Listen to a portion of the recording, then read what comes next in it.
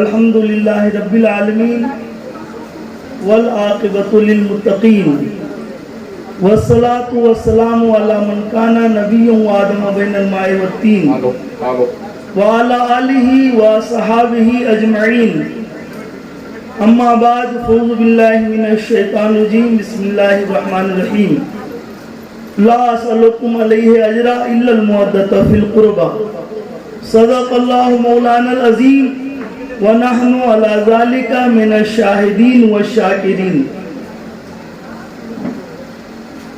ہم اور آپ انتہائی عقیدت و محبت کے ساتھ بارگاہ رسالت مآب صلی اللہ تعالی علیہ وسلم میں جی لگا کر درود پاک نظر کرنے کی سعادت حاصل کریں۔ پڑھیے اللہم صلی علی سیدنا شفیعنا مولانا محمد بارک وسلم صلاۃ دائما علیک یا رسول اللہ صلی اللہ تعالی علیہ وسلم۔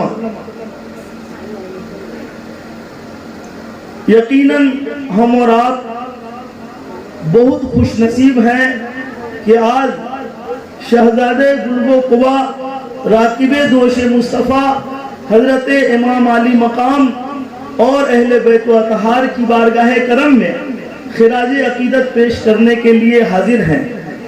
اللہ جل شانہ کی بارگاہ میں دعا ہے کہ الہ العالمین ہمارے اور آپ کے اس حاضری کو قبول فرمائے۔ آمین بھی کہنے میں پریشانی ہے کیا؟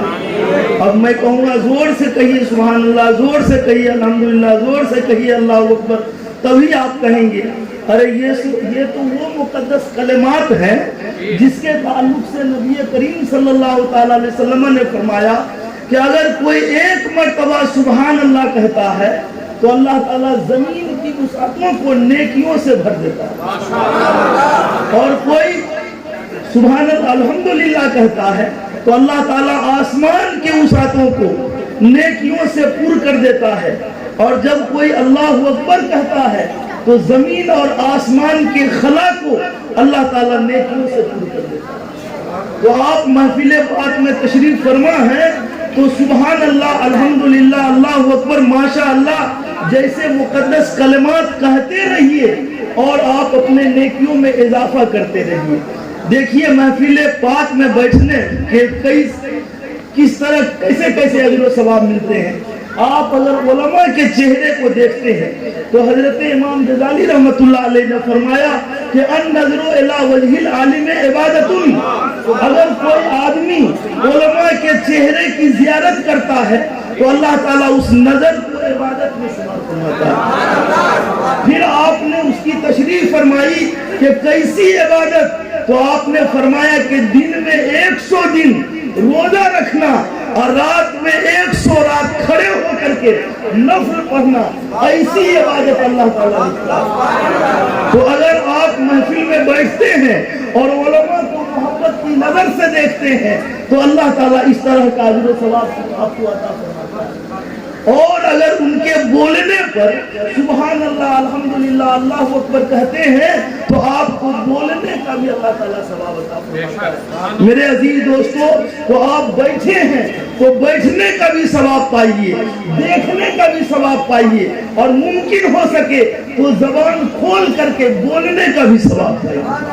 میرے عزیز دوستو، ایک بات میں اور عرض کروں، وہ یہ ہے کہ جتنے لوگ یہاں سے لے کر کے وہاں تک بیٹھے ہیں، میں پورے یقین کے ساتھ منبر رسول پر کھڑا ہو کر یہ کہتا ہوں کہ آپ سب سے آپ کا نبی محبت فرماتا ہے، آپ کا نبی آپ سے محبت فرماتا ہے، اور صرف نبی پاک نہیں بلکہ رب العالمین بھی آپ سے محبت فرماتا ہے۔ یہ تو آسان لگ رہا ہے سننے میں ریفرنس پیش کر رہا ہوں۔ سرکار دو عالم صلی اللہ تعالیٰ علیہ وسلم نے حضرت حسن کو پکڑ لیا، حضرت حسین کو پکڑ لیا اور کہا کہ دنیا میں جو اس سے محبت کرے گا وہ مجھ سے محبت کرے گا۔